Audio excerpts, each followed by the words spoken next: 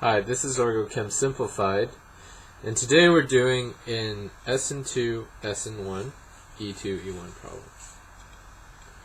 Okay, so what we have here is a mechanism problem, and we're asked, how do we go from this compound to that compound in acidic solution? Alright, so the first thing of note is that the only thing we have here is acid. Okay, and we're going from single bonds to a double bond. We're also eliminating out this this OH. Okay.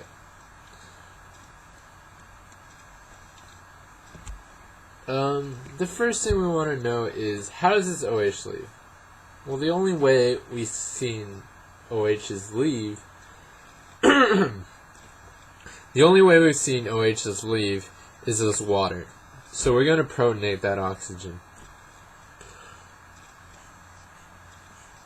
So I'll redraw the compound here.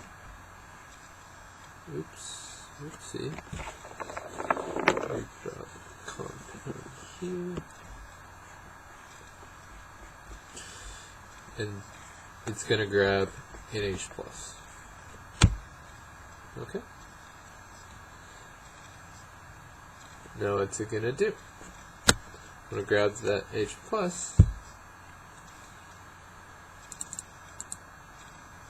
Oopsie.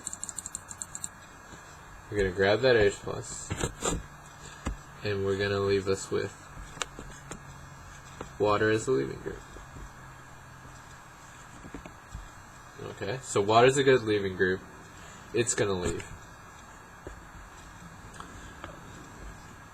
The tricky thing here is that leaves us with the primary carbocation. So, what do we know about carbocations? We know carbocations like to rearrange, right?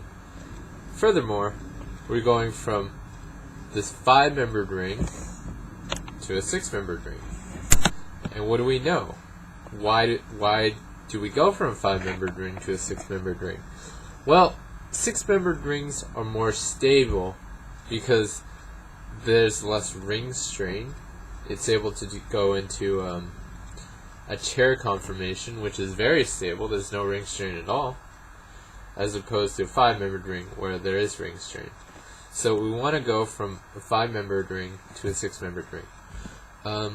Well, the only way we can do that is to grab one of these sigma bonds and give its electrons to that carbon.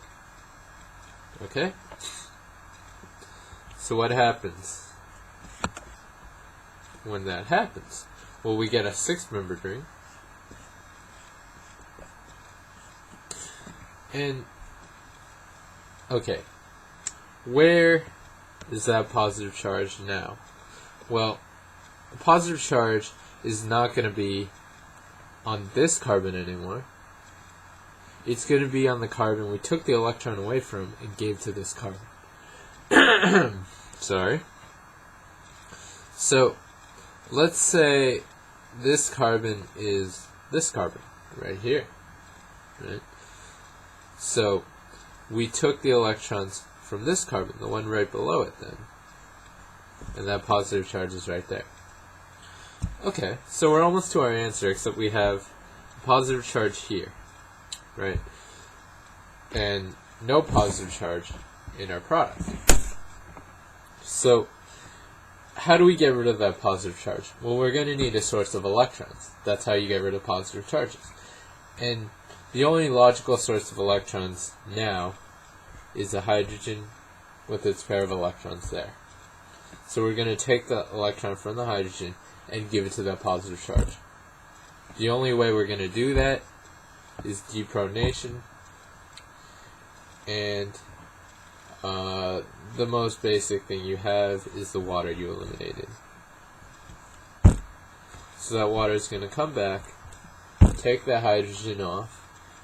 These electrons are going to come down and form a bond, and that's going to give us our product.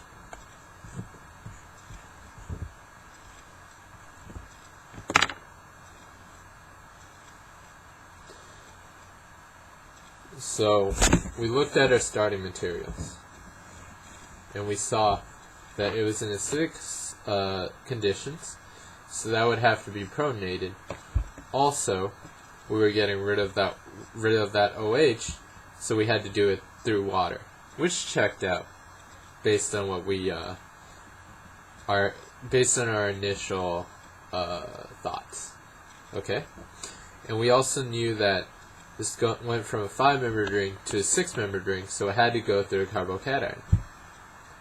Right, 6-membered rings are more stable. That makes sense. So, following those 2 steps, that gave us this intermediate right here, and we knew to get a double bond, we had to deprotonate that hydrogen, and that's how we arrived at this answer. So hopefully everything was logical, you were able to follow, and if that made sense to you, if it helped you out, like the video. If you have questions or comments, feel free to leave a message below. I'll try to get back to you. And watch our other videos if you felt like they were helpful as well. Thanks for watching.